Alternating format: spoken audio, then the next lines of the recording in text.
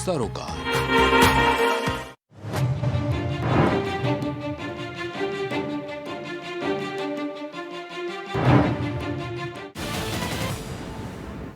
नमस्कार, मैं हूं मयूरी श्रीवास्तव। आप देख रहे हैं प्राइम टीवी। वक्त हो गया है खबर दोपहर का।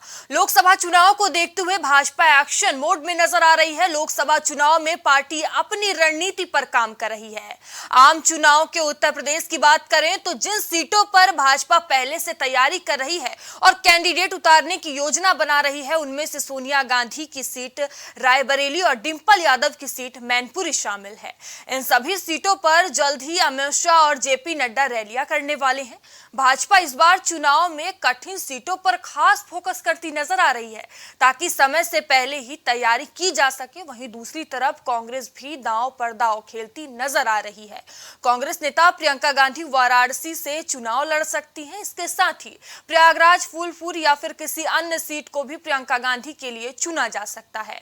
पार्टी इसके लिए प्रदेश की 5 सीटों पर होमवर्क में जुट गई है।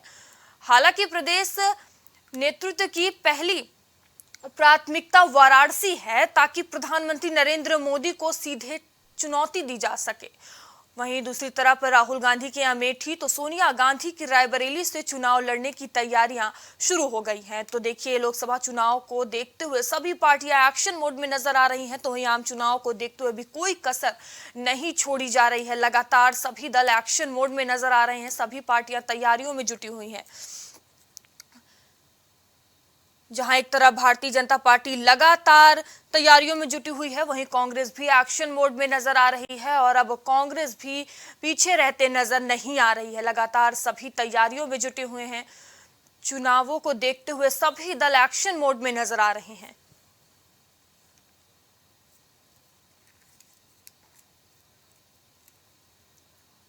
बता दें कि वहीं अमित शाह और जेपी नड्डा चुनावी हुंकार भरेंगे। बता दें, चुनाव को देखते हुए सभी दल तैयारियों में जुटे हुए हैं और यही आज चर्चा का विषय। और इस पर चर्चा करने के लिए हमारे साथ कुछ मेहमान भी जुड़ चुके हैं। जहां भारतीय जनता पार्टी से हमारे साथ विवेक श्रीवास्तव जुड़े हुए हैं और समाजवादी पार्टी से तारिक खान अपना पक्ष रखेंगे। वहीं अभिमन्यु त्यागी कांग्रेस से हमसे जुड़े हुए हैं। तो विवेक जी, देखिए, चर्चा की शुरुआत मैं आपसे करूंगी। देखिए, जानकारी निकलकर सामने आ रही है कि प्रियंका गांधी उत्तर प्रदेश की किसी भी सीट से चुनाव लड़ सकती हैं और भारतीय जनता पार्टी को सीधे चुनौती देने की तैयारी में है। देखिए मयूरी जी, जानकारी निकल के आए या प्रियंका जी निकल के आए कि कांग्रेस खेमे में रह रहे के प्रियंका गांधी का नाम उछाला जाता है। जब कांग्रेसियों को लगता है कि राहुल गांधी से बेड़ा पार नहीं होने वाला है, तो ये लोग प्रियंका गांधी का नाम लेते रहते हैं। प्रियंका गांधी के राजनीतिक कौशल को हम लोगों ने पिछले विधानसभा चुनाव में देख लिया है। 8 से सीटें घट के 2 हो गई। विधान परिषद में कांग्रेस शून्य हो गई। लोकसभा में उत्तर प्रदेश में 2 से 1 हो गई। तो ये सारे बाजू आजमाए हुए कोई हम लोगों के लिए नए तमाशे नहीं है। जिसको अपनी राजनीतिक हत्या करानी होगी वो बनारस जाके लड़ लेगा। एक सरजी आए थे, लड़के चले गए। 2 चुनाव अजय राय जी लड़ चुके, इनके वर्तमान प्रदेश अध्यक्ष। तो कांग्रेस की स्थिति ये है, ये दूसरे तीसरे नंबर के लिए लड़ती है, जहां भी लड़ती है। पहले नंबर के लिए कांग्रेस कहीं नहीं लड़ती। आएंगी, लड़ेंगी, लड़के चली जाएंगी। ऐसे भी ये लोग पिकनिक पॉलिटिक्स करने वाले लोग हैं। भारतीय जनता पार्टी 365 दिन 24 घंटे जनता के बीच रहने वाली पार्टी है। हमारे कार्यकर्ताओं का, नेताओं का जनता से सीधा संवाद रहता है। हम उत्तर प्रदेश सरकार, भारत सरकार की योजनाओं की सीधे डिलीवरी जनता तक पहुंचाने वाली सरकार चला रही है। ठीक है विवेक जी, देखिए, कांग्रेस पार्टी मेहनत कर रही है। मुख्य फोकस उत्तर प्रदेश पे है। उनका कह रहे हैं कि उत्तर प्रदेश में भी भारत जोड़ो यात्रा निकालेंगे। तो लगता नहीं आने वाले समय में काफी चैलेंजिंग होगा आपके लिए? देखिए, भारत जोड़ो या भारत तोड़ो, ये कौन सी यात्रा है, ये तो बेहतर कोई लोग बता सकते हैं। कांग्रेस की मेहनत क्या रही, इसको प्रदेश अध्यक्ष बनाया, साल भीतर उसको हटा करके दूसरे को अध्यक्ष बना दिया। अब नए प्रदेश अध्यक्ष इनके क्या कर पाएंगे ये वक्त बताएगा। पार्टी का संगठन इनका जमीन पे किस स्थिति में है ये हमसे बेहतर आप लोग जानती हैं। तो कांग्रेस तो जमीन पे कहीं है नहीं। ये जिस तरह से ये लोग बैठके कर रहे हैं, कोई भी जो क्षेत्रीय दल है इनको अपने आगे नहीं रखना चाहता। हर जगह ये क्षेत्रीय दलों की बी टीम बने घूम रहे हैं और सपने दिल्ली का देखते हैं। कैसे संभव होने वाला है? कोई भी क्षेत्रीय दल अपने प्रदेश में क्या इनको अपने से ज्यादा सीट देने की मना स्थिति में है? जिस INDA का गठबंधन बनाते ही घूम रहे हैं उसमें कोई भी क्षेत्रीय दल जो बैठा हुआ है कि उस बैठक में अपने से क्या ज्यादा सीट इनको देने की स्थिति में है अपने अपने प्रदेशों में? फिर काहे की राष्ट्रीय पार्टी, काहे की भाजपा की चुनौती है? हम जब कहते हैं कि हम इनको चुनौती नहीं मानते तो वो जमीनी हकीकत बयां कर रहे होते हैं। ठीक है, हर जगह क्षेत्रीय दलों की मीटिंग है। ठीक है, अभिमन्यु जी आपके पास आऊंगी। देखिए, अमेठी के बाद अब रायबरेली छीनने को भारतीय जनता पार्टी तैयार नजर आ रही है। कितनी बड़ी चुनौती मान रहे हैं?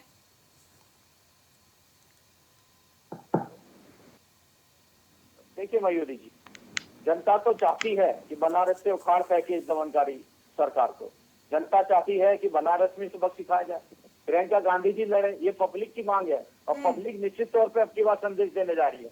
उत्तर प्रदेश में 6 करोड़ नौजवान है जो कि बेरोजगार है, वो नौकरी की मांग करता, नौकरियां नहीं मिलती। इन्होंने जो जो वादे किए थे वो पूरे नहीं हुए। गन्ना किसानों का मैनिफेस्टो में वादा किया था 14 दिन में बकाया दिया जाएगा, लेकिन पिछले साल तक का बकाया नहीं मिला। छुट्टे जानवर से किसान परेशान है। जिस तरह से गलत तरह से GST का डिजाइन किया गया, व्यापारी परेशान है, व्यापारी कमर तोड़ दी। ये कहते हैं बाहर से इन्वेस्टमेंट लाएंगे देश में, उत्तर प्रदेश में लाएंगे, मेला भी लगाते हैं, पर एक भी रोजगार क्यों नहीं बढ़ा है उत्तर प्रदेश में?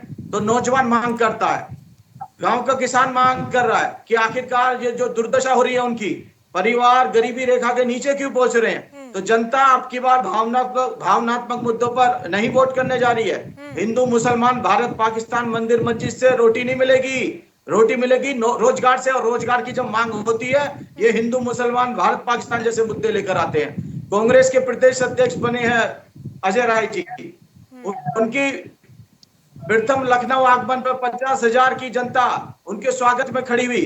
वो दर्शाता है कि जनता का मन में परिवर्तन आ चुका है। जनता आपकी बार असल मुद्दों के साथ है। महंगाई, बेरोजगारी ये असल मुद्दे हैं, चिकित्सा शिक्षा असल मुद्दे हैं, किसानी का मुद्दा असल मुद्दा है। आपने कहा कि जनता की मांग है प्रियंका गांधी, किस आधार पर जनता की मांग है? प्रियंका गांधी ने क्या कुछ काम किया है? 8 से 2 किया कांग्रेस को, 8 से 2 कर दिया कांग्रेस को। अभिमन्यु जी आपको आवाज आ रही मेरी?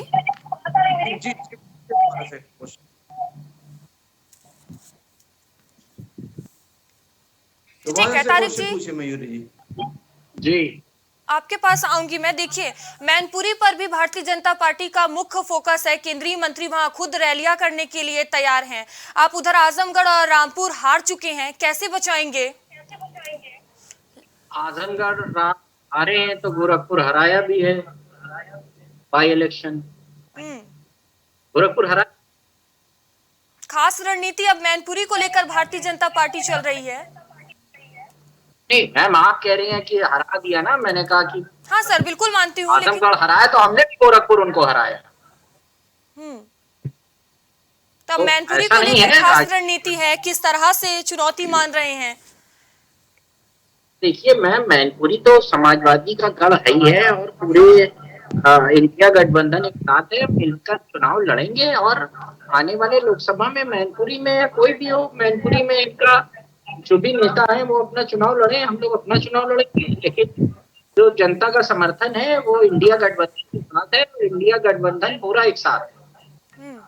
जब इंडिया गठबंधन के सारे प्लेयर बढ़िया खेलेंगे और अच्छा परफॉर्मेंस देंगे, वो चाहे रोहित शर्मा हो, विराट कोहली हो, ये सब इंडिया गठबंधन के प्लेयर्स हैं।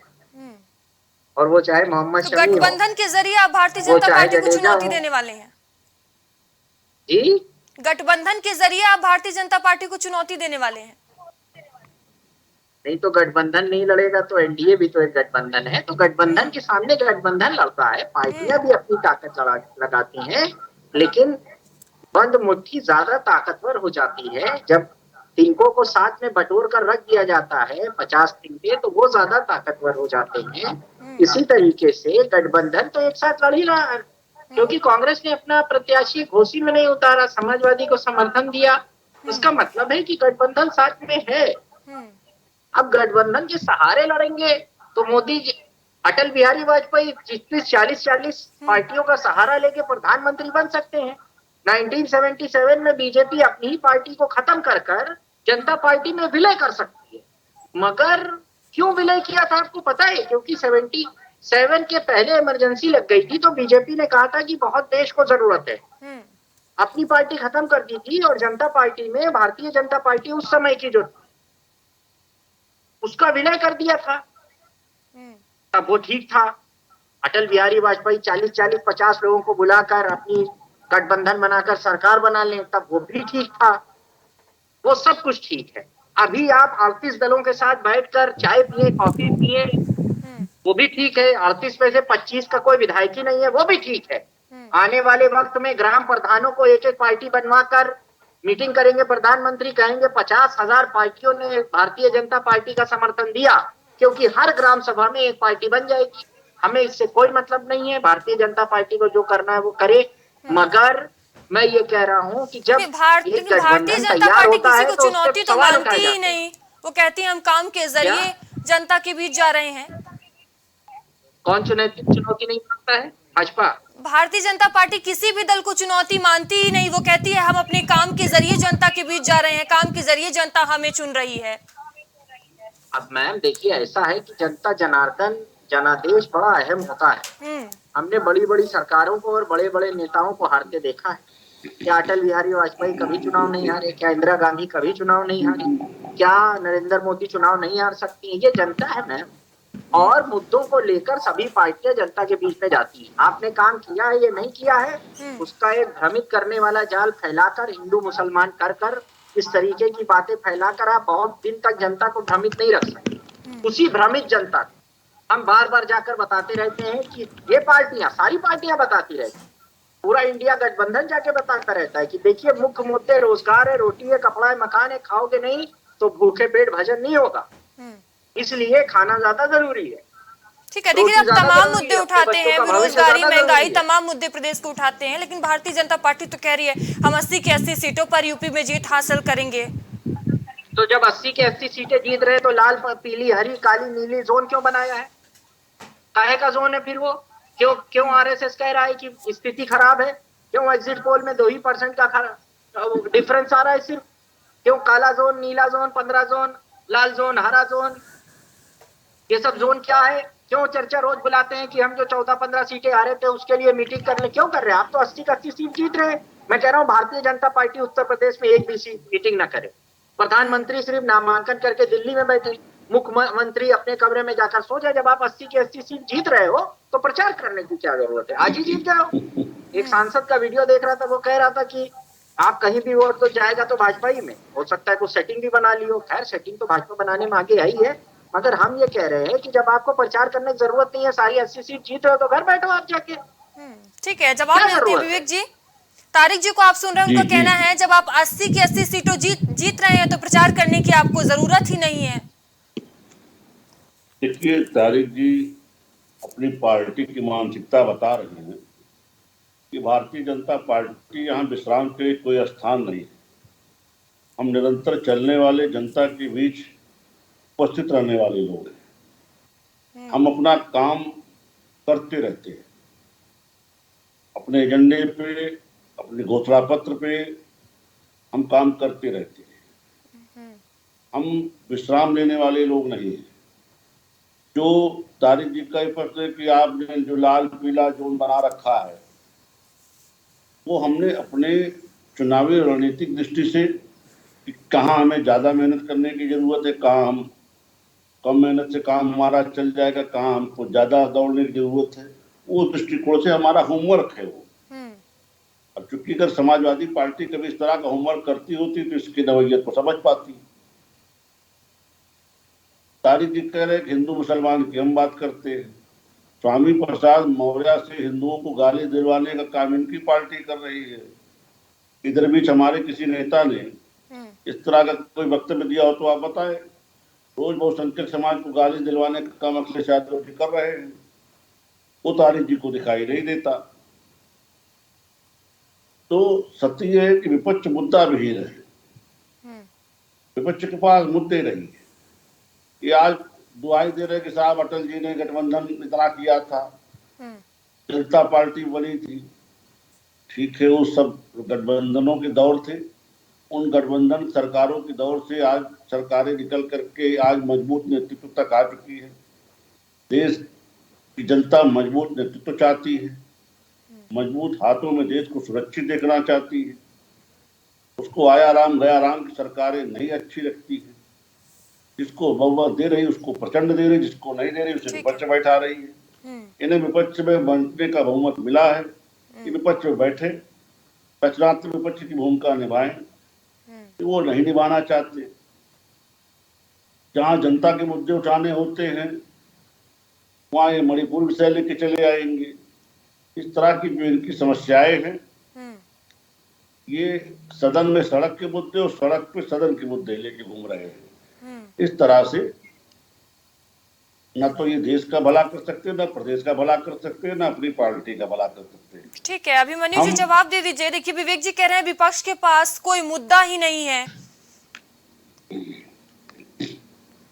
ढूंढने की जरूरत नहीं है। आमजन परेशान है, नौजवान परेशान है, गृहिणी परेशान है, किसान परेशान है, व्यापारी परेशान है। आप इनसे पूछा जाए कि आज के समय में आखिरकार कौन ऐसा है जो परेशान ना हो। सिर्फ जो भाजपा से जुड़े हुए चंद पूंजीपति हैं वो परेशान नहीं है, नहीं तो भाजपा का कार्यकर्ता भी इस महंगाई से परेशान जरूर है। 350 का सिलेंडर आज 1100 रुपए में पहुंच चुका है। 35 रुपए का पेट्रोल का इन्होंने वादा किया, वो 100 रुपए का है। तो जो बेलगाम महंगाई है वो सबका कमर तोड़ रही है।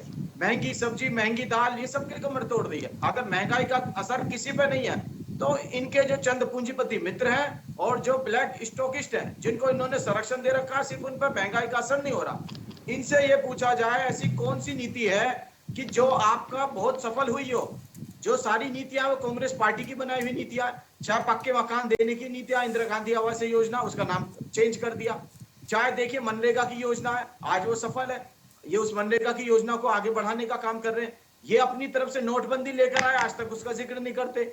ये अपनी तरफ से आज तक स्किल इंडिया लेकर आए, उसका जिक्र नहीं करते। ये अपनी तरफ से जो जो योजनाएं लेकर आए हैं उसका ये कभी भी चुनाव में जिक्र करके चुनाव नहीं लड़ पाते हैं, क्योंकि इनकी सारी योजनाएं वो फेल हो चुकी हैं। खुद प्रधानमंत्री जी मंच से कहते हैं कि 82 करोड़ लोगों को हम मुफ्त। देखिए अभिमन्यु जी, आप कह रहे हैं कि सारी की सारी नीतियां कांग्रेस द्वारा बनाई गई है, तो इसका फायदा भारतीय जनता पार्टी को क्यों मिलता है? जनता दो बार मौका भारतीय जनता पार्टी को क्यों दे देती है? मयूरी जी, इन्हें योजना का लाभ नहीं मिल रहा, जनता को योजना का लाभ मिलना चाहिए। जो कांग्रेस पार्टी की बनाई हुई नीतियां आज भी वो चल रही हैं, ये अपनी नीतियां तक नहीं सफल करा पाते हैं। देखिए 40 करोड़ लोग बीपीएल परिवार के थे, आज 82 करोड़ लोगों को मुफ्त राशन दिया जा रहा है। आखिरकार ऐसी क्या योजनाएं हैं इनकी कि जो लोग गरीबी रेखा के नीचे जा रहे हैं? ये एक बहुत बड़ा सवाल है। लोगों की सैलरी नहीं बढ़ रही है, लगातार नौकरियां घट रही है। 12 करोड़ नौकरियां एक साल में घट गई। 30,000 बड़े एमएसएमई उद्योग बंद हो गए जिसमें करोड़ों नौकरियां चली गई। तो इस देश का जो 45 करोड़ जो नौजवान हैं उन्होंने नौकरी की आज तक छोड़ दी। 53% इस देश के युवा जो 30 साल से कम है वो बेरोजगार है। खुद सरकार का आंकड़ा है। तो बहुत शर्मनाक इनके आंकड़े हैं। जो 2 करोड़ रोजगार देने का वादा करते थे हर साल, 18 करोड़ रोजगार तो बहुत दूर की बात है। 1.25 करोड़ रोजगार तक नहीं दे पाए पिछले 10 साल में। तो इनकी बहुत शर्मनाक स्थिति होने जा रही है। झूठ, छल, कपट, प्रपंच के सहारे देखिए बार बार ये सत्ता नहीं पा सकते। जनता को रोटी चाहिए, रोटी और भूख सबसे बड़ा मुद्दा है। और जनता अब की बार परिवर्तन करने जा रही है। इंडिया अलायंस निश्चित तौर पर जीत कर निकलेगा। ठीक है, विवेक जी कुछ कहना चाह रहे हैं? विवेक जी बात रखें। देखिए मयूरी जी, पूरे कांग्रेस समस्या ये है, इन्हें नौकरी रोजगार में असर नहीं मालूम। मुद्रा योजना में 40 करोड़ से ज्यादा लोगों को लोन दे चुके हैं रोजगार लगाने के लिए। एक भी मुद्रा योजना से तहत अगर कोई रोजगार लगता है, कम से कम 3 से 4 लोग उससे लाभान्वित होते हैं। 40 करोड़ से ज्यादा लोगों को मुद्रा योजना में लोन मिल चुका है। लेकिन अभिमन्यु जी का कहना है कि आपने जितनी भी नीतियां लाई हैं वो कांग्रेस के द्वारा बनाई गई है और इसका लाभ भी जनता तक नहीं पहुंच रहा है। ये तो कहते हैं कि देश के कांग्रेस के द्वारा देश भी बनाया गया है। बंटवारे की जिम्मेदारी नहीं लेंगे, भ्रष्टाचार की जिम्मेदारी नहीं लेंगे, सारे संस्थाओं को खोखला करने का काम कांग्रेस द्वारा किया उसकी जिम्मेदारी नहीं लेंगे। प्रधानमंत्री आवास की दुआई देते फिर रहे हैं। आज गरीबों को पक्के मकान देने का काम हमें करना पड़ रहा है। आजादी के 76वें साल में 70 साल 65 साल ये देश में राज किए, अगर वो योजनाएं इनके समय क्रियान्वित थी तो उसका लाभ जनता तक क्यों नहीं पहुंचा? हर घर शौचालय का लाभ इनके समय में क्यों नहीं पहुंचा? गरीब को इलाज आयुष्मान योजना के तहत क्यों नहीं दे सके? बहुत सी ऐसी चीजें हैं जिसपे इनके पास जवाब नहीं है। गाल बजाने वाले लोग इस तरह से बातें करके अपना दिल बहला लेते हैं। जमीनी हकीकत जनता खूब जानती है कि इनके शासन काल में सिवाय काला बाजारी, एक गैस के सिलेंडर के कनेक्शन के लिए सांसद के पीछे घूमना पड़ता था, सांसद के कूपन से गैस का कनेक्शन मिलता था। आज हमने क्या किया? गरीबों को समारोह पूर्वक गैस का कनेक्शन दिया। इनके शासन काल में गरीब आदमी का खाता बैंकों में नहीं खुलता था, हमने वो किया कि बैंक मैनेजरों ने टेंट लगा करके गरीबों को बुला के जनधन खाते खोले। तो हमने बहुत से काम ऐसे किए जिससे हमारा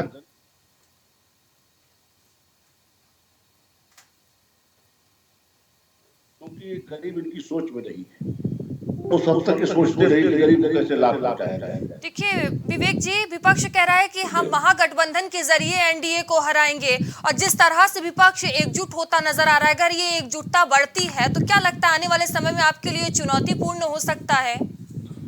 एक प्रश्न आपका काल्पनिक है।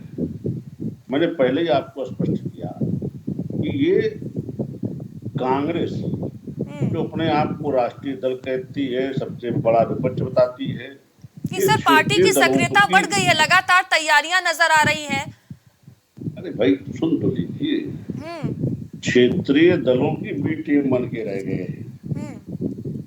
इनकी स्थिति ये है कि नाचेंगे कूदेंगे खूब, यहाँ से वहां मीटिंग करेंगे, लेकिन उन मीटिंगों का रिजल्ट क्या निकलना है? कोई भी इन्हें अपने प्रदेश में अपने से ज्यादा सीटों पे लड़ने देने की स्थिति में नहीं है।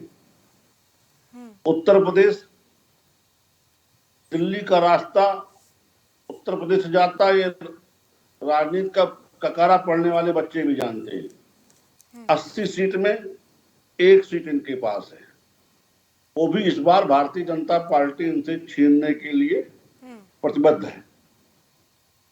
बैठे हुए समाजवादी पार्टी के प्रवक्ता, पूछिए क्या समाजवादी पार्टी इनको अपने से ज्यादा नंबर सीटें यहाँ देने पे राजी है? ये सब ऐसी चीजें हैं जिसका हल निकालते निकालते चुनाव इनके सर पे आ जाएगा। ठीक है तारिक जी, जवाब दे दीजिए। ठीक है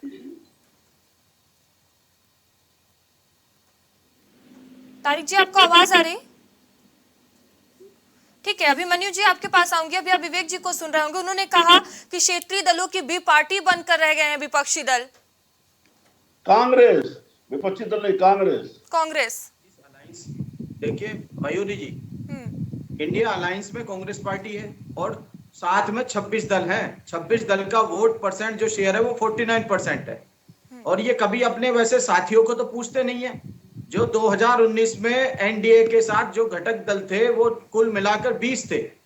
पटना में जो मीटिंग हुई इंडिया अलायंस की, उस तक इनके पास 13 दल रह गए थे। आज क्यों 38 दल हो गए? मजबूरी में करने पड़े इन्हें। पहले मोदी जी कहते थे कि 56 इंच का सीना मैं अकेले अपने दम पे जितवा दूंगा। आखिरकार ऐसी क्या मजबूरी आ गई है? इसके अलावा कई दल ऐसे जिनका रजिस्ट्रेशन तक नहीं है, इनके पास ऐसे दल हैं। 7 दल ऐसे जिनके पास एक ही सांसद है। इनका कुल वोट परसेंट जो है वो 41% है।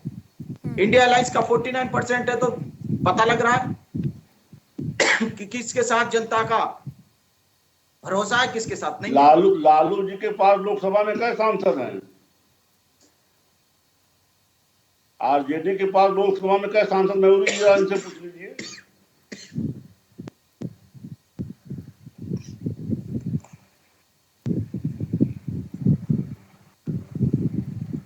ठीक है विवेक, ठीक है। देखिए सभी दल की अपनी अपनी तैयारियां हैं, सभी एक्शन मोड में नजर आ रहे हैं, लेकिन ये तो आने वाला वक्त ही बताएगा कि आखिर जनता का साथ किसको मिलता है। फिलहाल आप सभी पैनलिस्ट का बहुत बहुत धन्यवाद हमसे जुड़ने के लिए।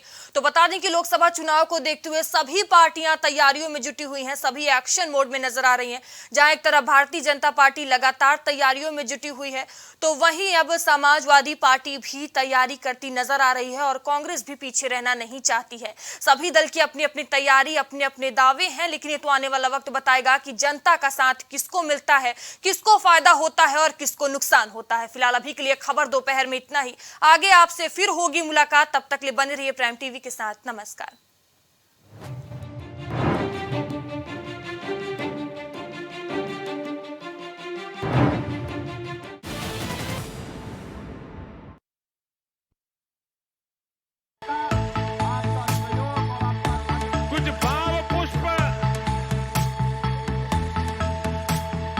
आप देख रहे हैं प्राइम टीवी, सच साहस सरोकार।